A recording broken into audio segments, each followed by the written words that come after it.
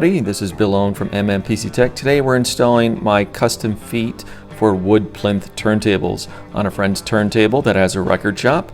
These have the Sorbothane vibration isolators on top, and they include number 10 size wood screws that are 1.5 inches long.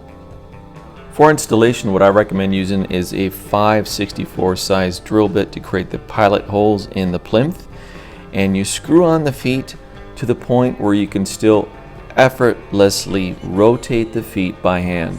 This way the load of the turntable transfers through the feet to isolate vibrations. I have to agree with Jason, the feet look great on this model turntable by Music Hall.